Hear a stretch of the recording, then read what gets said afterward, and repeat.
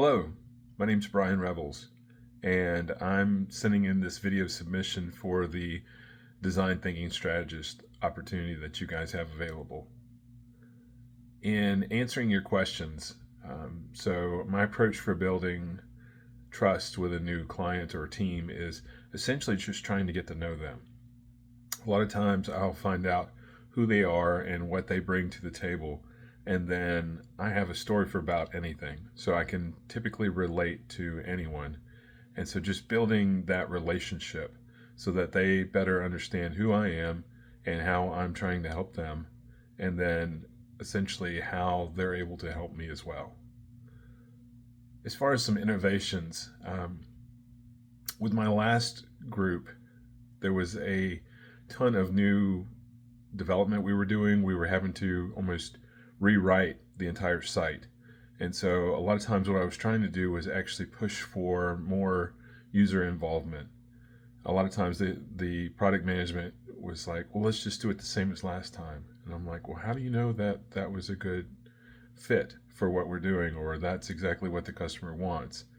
And so I was able to actually talk to our customers, oftentimes sales partners, or even the individual teachers. We called them advisors, and I could sometimes either do an actual interview with them, or I could actually watch them use the software and gain some very useful insights, to the point of one in particular was one that kept getting pushed off for years, to the point that they actually called it the Gene Henry feature, where this particular sales rep wanted portraits and information about the students to actually flow onto the page in a certain fashion.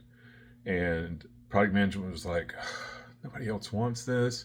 And so finally, after sitting down with her and talking to her and figuring out the ins and outs of what she actually wanted, it actually had value. And I was able to point to other conversations that I'd had with other advisors and other reps where they were like, oh, yeah, no, that would be super helpful, and that's exactly what we want.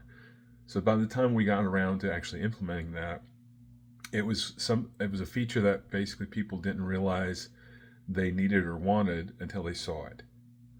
So I'm pretty proud of that.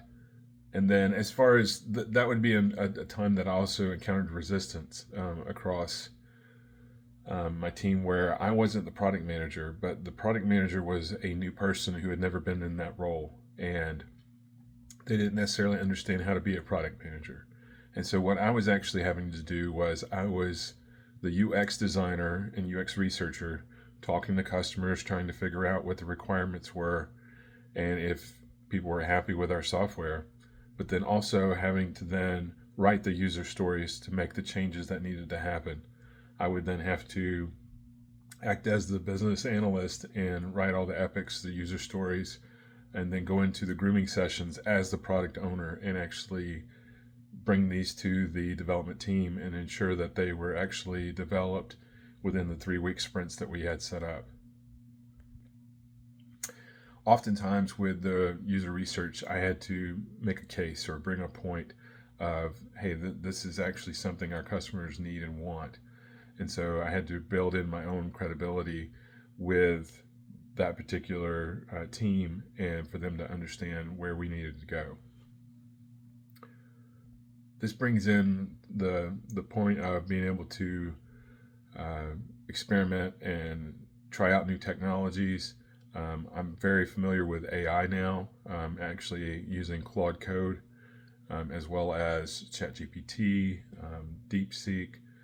And so being able to actually bring these to a customer and explain how they can be used for them is something that's neat and exciting in this new technology, in this new world.